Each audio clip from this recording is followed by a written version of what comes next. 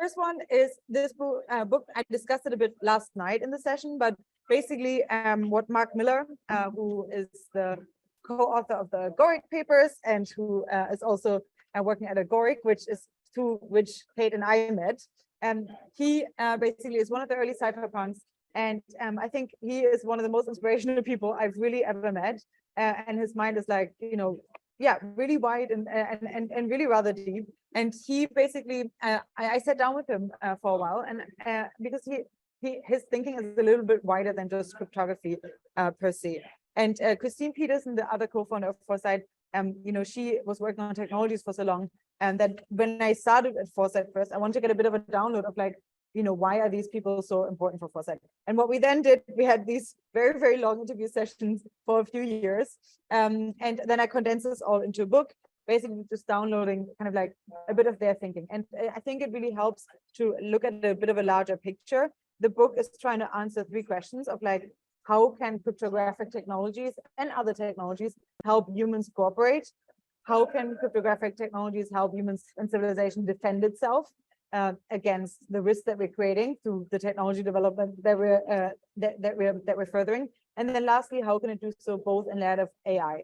And so, it's a bit of a meta book, and it goes through a few, like the history of cooperation, why cooperation is important, why voluntary cooperation is important. So we talk a lot about the fact that we value pluralism right now. We don't all agree, and we will probably not all agree in civilization about what it is that where we should be headed to on a meta level. And we shouldn't probably all agree, because value diversity is something that we value, or many of us at least.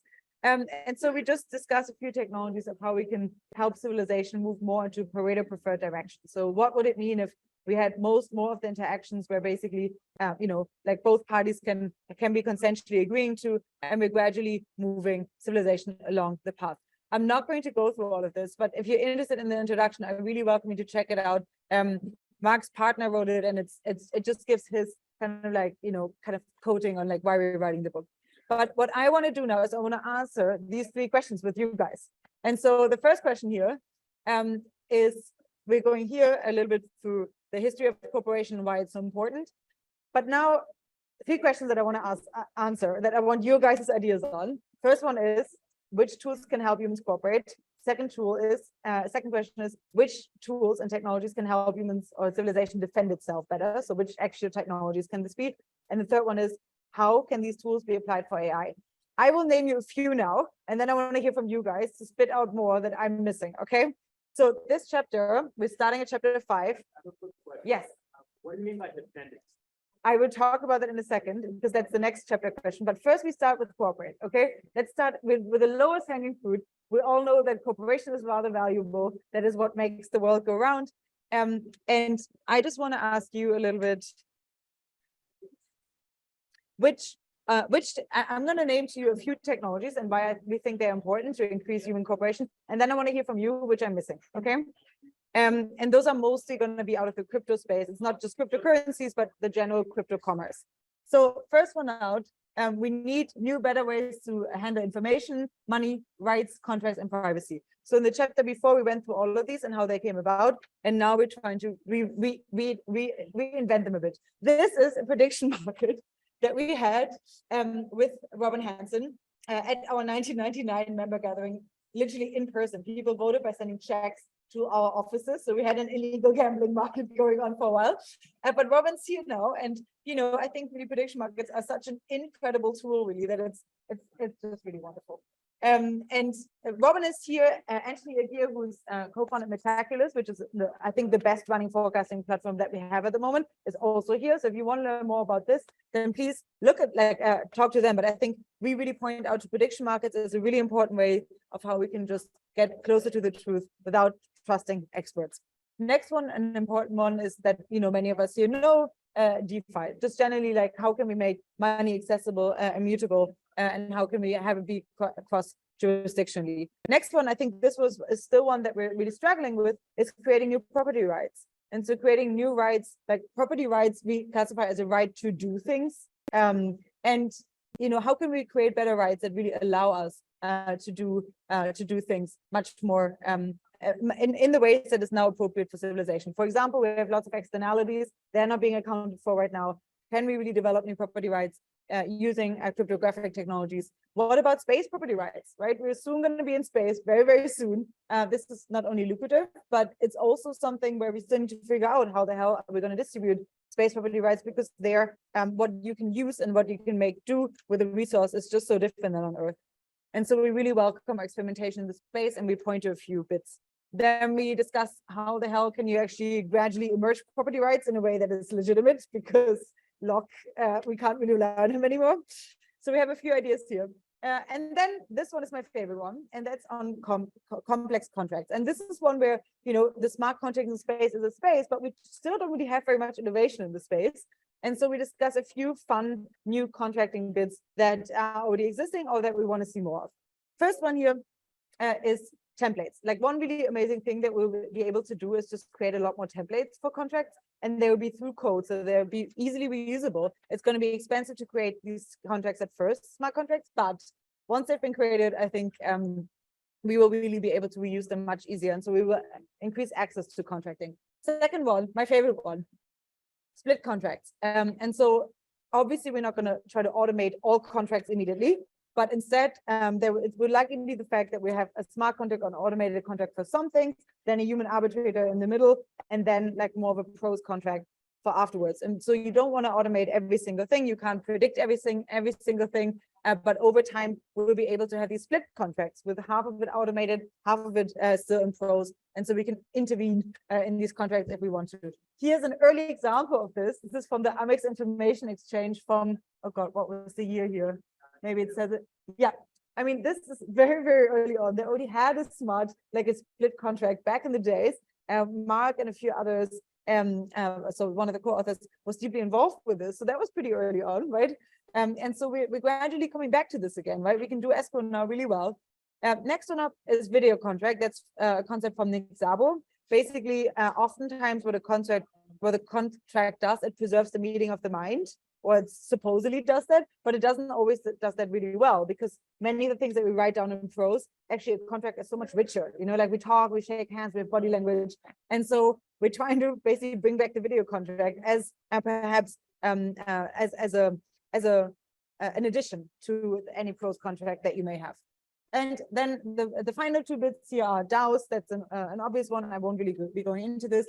And those ones are a few that I think are really interesting. Obviously, quadratic funding people know about now. At the time when we wrote it, was still rather new. And assurance contracts. Has anyone heard about assurance contracts and dominant assurance? Yes, of course, good. But Alex Tabarrok basically developed this idea of a dominant assurance contract. It's a bit like Kickstarter. You basically you are able to incentivize folks to crowdfund things or to crowd voice their preference for something. But crucially, in a dominant assurance contract, anyone who first commits to this gets a bonus back if the contract doesn't go through. And that's exciting, because oftentimes it's really difficult to find the first people that commit to something. But if you know you're first and you get something back, if it doesn't go through, you at least kind of like have the avalanche unfold from the beginning. And then we have the same thing all in private. And so here we're introducing more cryptographic tools, and we'll be hearing a lot about that from Kate just after this one. And we basically kind of like look at a few different cryptographic tools that will soon be at our disposal and figure out, okay, what does it mean to have all of this privately? What does it mean to have private information? What does it mean to have private transactions? What does it mean to have private contracting? And here we have pseudonymous and anonymous contracts mixed with real contracts. And so we basically go through all of the different areas that I just talked about and see what that could mean in a privacy preserving way. So those are a few that I want to bring out to entice your imagination. But now I want to hear from you. Are there any contracting tools, any tools in the cryptography space that you are extremely excited about that can help humans cooperate better in preferred ways? Anything that hasn't been on here yet that you want to bring out there? So what do you think that cryptographic conferences in the next 2-3 years really are going to be trying to hone in on for helping us cooperate better? Like, I mean, it's kind of covered in all of this, right? Which is going back to like your core game theory kind of concepts. And if you can, like, you're wanting to align the incentives so that like the default behavior is the desired behavior. And there's this idea in auction theory of having like a strategy proof auction, which just means that like the best thing to do is just go with like your truth. So you value the item at what you value it at instead of trying to game the system to get it at a discount. So like victory auctions do this, and are provably strategy proof. So anytime you can have a strategy proof mechanism where no one's incentivized to game the system and they're just acting in good faith is the incentivized behavior. Like that's really powerful. So those are, what's the exact term for this? Strategy proof options? We have mechanism design, and it's like, yeah, it's like inverse game theory. Like you're designing the mechanism to incentivize the kind of behavior that you want to be the norm. So like victory auctions are a very nice example of this, which is essentially just like second, the highest bid wins, and it's sealed bid, but you pay the second highest price, and that enforces the dynamic that you're not trying to like game the system. You just say what you value it at. And that's provable. So anytime you have those kind of provable mechanisms, that's really cool. Zero knowledge is another one that's very interesting to me. It's in here. Yeah. We discussed a few use cases, but it's definitely one that's already here, right? Very, very cool. Yeah, exactly. And it's like you get really interesting intersections of those, right? So you got a victory auction, which is like sealed bid. You can also add the element of zero knowledge there. So you could combine those elements where it's like, okay, no one else knows my thing, but they can know some property of it through the zero knowledge. So they might not know what the bid is, but they can know some property of the bid that we can use to better coordinate over that. And I think like that intersection is really interesting, but that's like still very like ideating on that. But I think like zero knowledge you've seen now at many, I don't know if people here went to the San Francisco blockchain week. Berkeley had a really wonderful like cryptography event there, and it was mostly zero knowledge. So like very nascent technology. Allison, I have a question. Maybe this is for everyone. It feels like the way that we're framing maybe this entire session is more around the tactical implementation of some of these things, as opposed to the more so the outcomes of like, we are trying to drive better human coordination so that we can reduce this bad problem or accelerate this good problem, like to improve the quality of healthcare or to reduce the economic inequality of X, Y, or Z. And like I think this is all super fascinating to me, but to really achieve, at least in, what is it? Oh, it's a microphone. To really achieve the outcomes that we know are possible. We all know that the way that society coordinates right now is like incredibly suboptimal, and to achieve the best possible, most optimal outcomes, we need to really flip things in the orientation of things so that other 99% of people aren't like, I love zero knowledge proofs because they're so cool. You say, well, what if you could, instead of having to wait 3 months to get paid for your healthcare claim, you do it in 30 seconds. And figuring out, so my background is I've worked at Facebook for 10 years in product, and it's the bridging the gap between the user experience and like the engineering standpoint, so that you have something that the consumer actually is like, oh yeah, I understand that, like I'll do that. I don't know if that's out of the scope of this discussion, but for me, who's someone who's like, I want to make healthcare way better. I want to, Kate Sims. Yeah, I totally agree with that. I think historically there's been a huge separation between the cryptographers and the people that actually have the business problems, or like the consumers on the other end, right? Like, I don't think, I think a lot of cryptographers just like, they're really interested in math and they're not that interested in the business problems, right? That's like someone else's problem. And then I think the people that actually understand the business logic, I don't think they know the details of the cryptography. Like, I don't think they know even digital signatures, or they definitely don't know, zero knowledge proofs, right?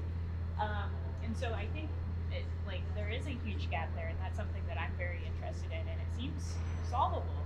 Like, you can try to, you don't have to explain the cryptography of like digital signatures, but you can explain, like, how we create handwritten signatures? Well, you don't have to do that anymore. You just click this button and it does that for you, like you can do it, right? Just a quick example, Gianluca, I think of what you were referring to of changing the mechanism design. I think there's a famous experiment where they had a school cafeteria and they're trying to reduce childhood obesity. So in the line to get food, they moved, instead of having sodas and candies at the front, they just put water in front, and it reduced obesity in the school district to like 25 or 50% or something ridiculous. Just because people are lazy and working with the natural grooves of a human brain, like, the water's there, I'll take the water, whatever.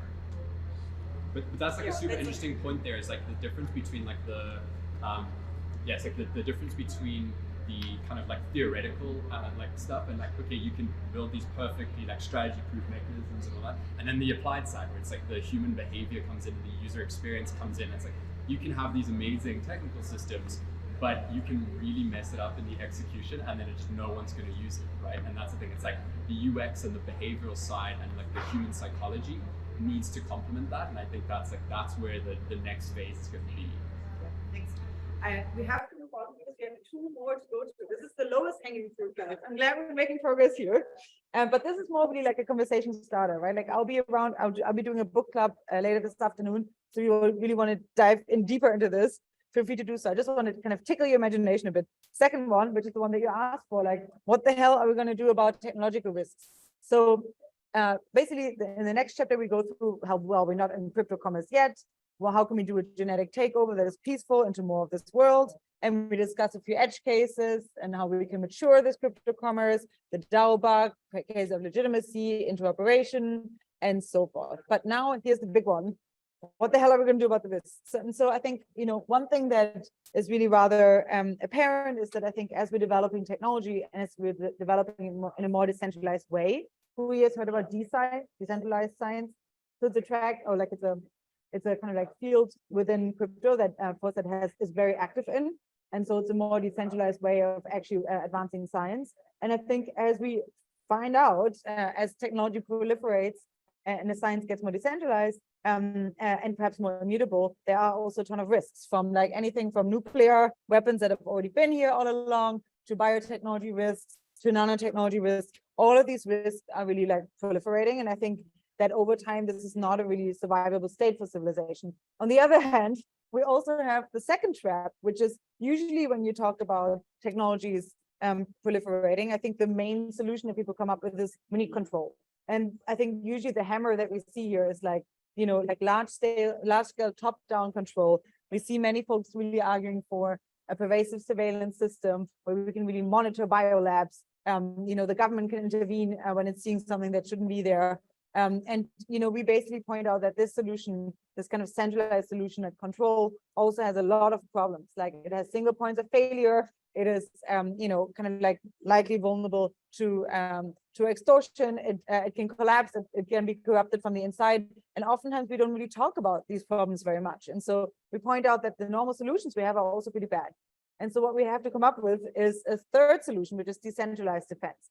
And so if we have decentralized technology development without much defense, or we have centralized control of these technologies on the other hand, if we as a community that cares about decentralization want to be sustainable, need to come up with decentralized defense layers, right? And so we go through a few of what that could look like.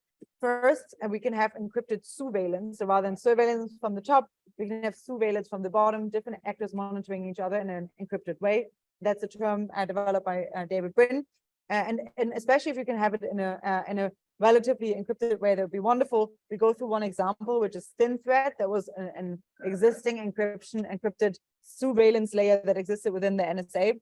And we then go through a few ways of how the hell can we figure out when problems arise? That is an Oracle problem.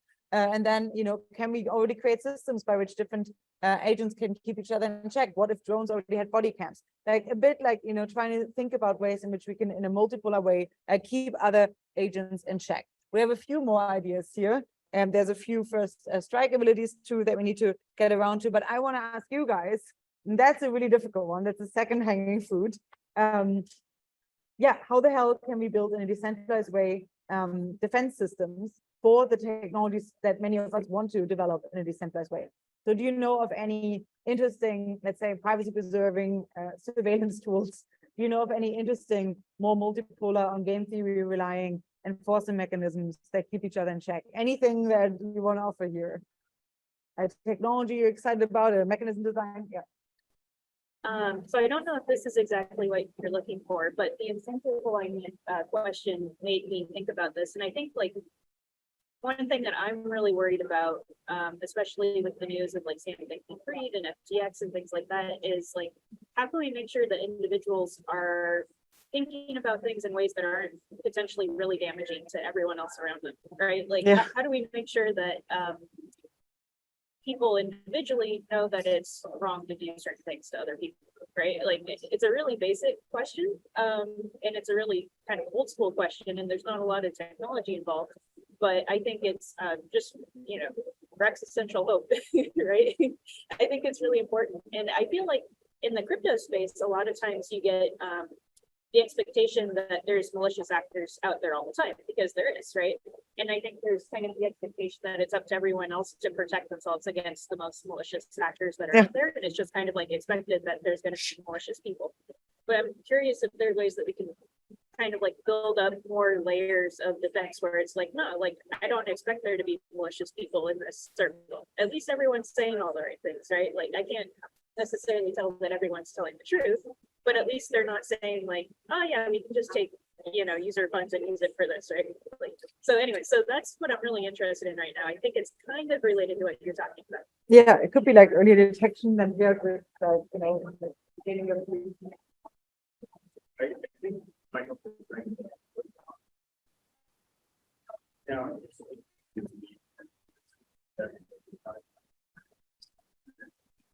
It feels a lot like how you get your head around.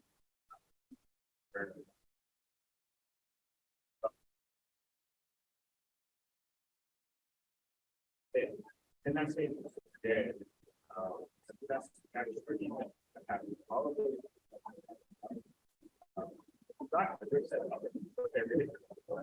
Not like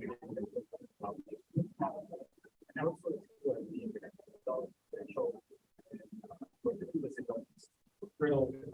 over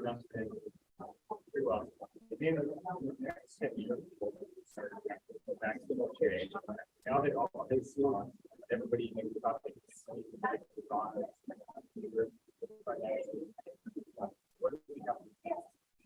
Go back to online. Make it work.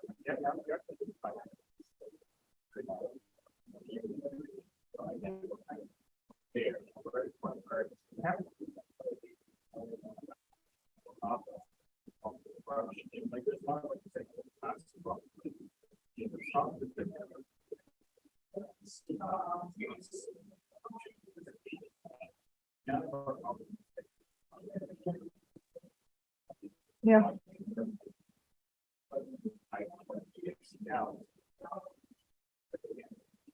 Over here.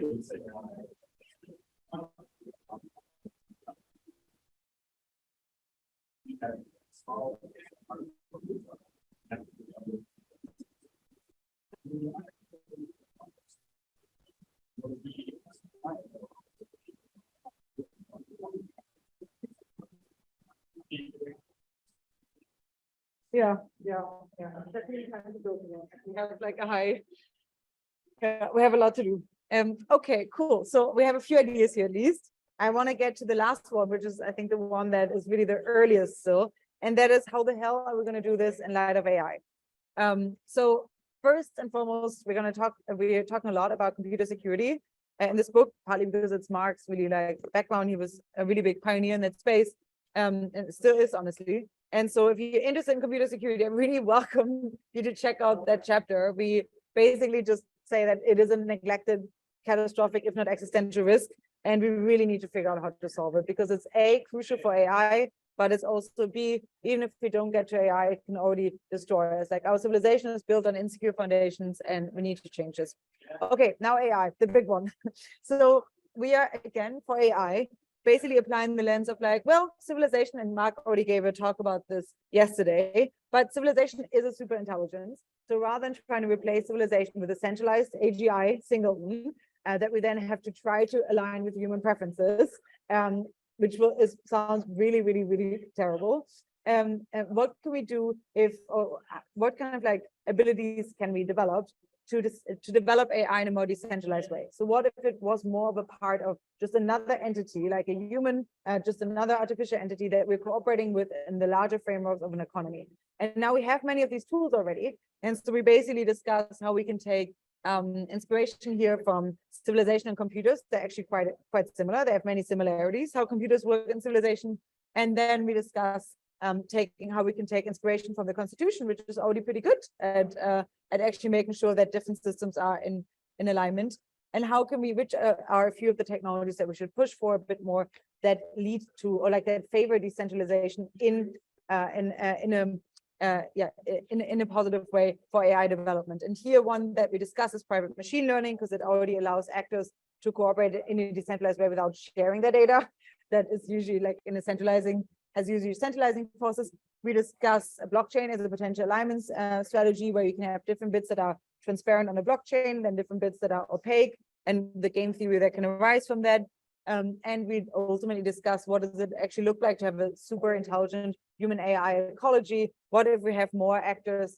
Some of them may be AI DAOs in the future. Like we have so many different actors that don't really map anymore really well on just a human, but it can be a human supported by an AI symbiote, and all of these bits and pieces will require new mechanisms. So question for you: do you have any cool project, any point to an idea or project in the space of developing secure, decentralized AI solutions that you think we haven't heard about? I know there's a few, but have you heard of AlgoVera? Yes, I don't know if people have heard about it, but it's basically take the constituent components of creating an AI and developing a market around like cleaning the data, training the data, and then theoretically that decentralizes everything such that there isn't one dominant player in the market effects, and game theory produces oppositional people in the building of the AI. yeah, wonderful. Yeah, we're in contact with Richard from AlgoVera. It's a bit like Numa AI, but like it has now a bit more sophisticated phrasing. Yeah, I think there's kind of a class of important solutions here around collective intelligence, and I can even kind of respond a little bit to some of the previous questions. We're in an era now where we really need to think of our users as the group formerly known as the audience. We're all becoming accustomed to actually interacting. And unlike the 20th century where mass media just talked down to us and our elites talked down to us, it's now more of a conversation. And we can actually take that energy and build collective intelligence systems that structure the input of these groups formerly known as the audience. We're doing that right now for the misinformation space with a tool called Public Editor. So it's fantastic that everyone can now have a voice and reach billions of people, but we have this cacophony and lies and misinformation spreading faster than the truth.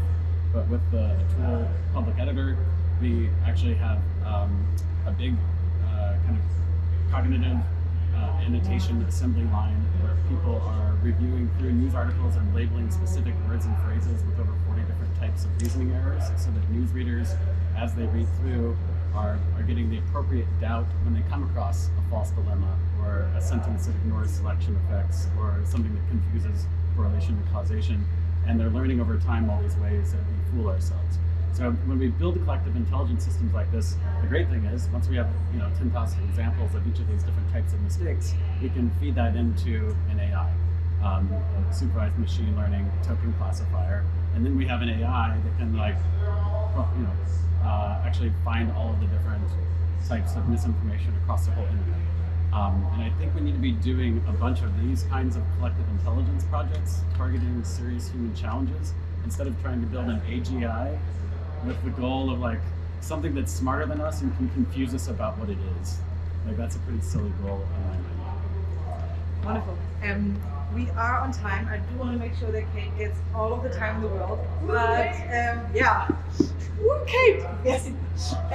I just want to make you aware, the book is now available on our website under Foresight X, Gaming the Future. If you want to order it, it is available for pre-order. We also have a ton of copies here. There's also, very interestingly, a Substack book about it. So basically what we did is we wrote the book like an iterative game, where within our Intelligent Corporation seminar group, we had lots of different seminars. And in these seminars, for example, Kate was a presenter there, we wrote the book with people together, and we were already highlighting a few of the technologies that we're now discussing. Here's the one on prediction markets. We did a deep dive into it. Here's one on space property rights. Here we have one from Kate Sills. Here we have one with Arthur Brightman on blockchain governance, and so on and so forth. So basically, if you ever want to do a deep dive in individual bits and pieces, they all have these really elaborate seminars. Here's Glenn.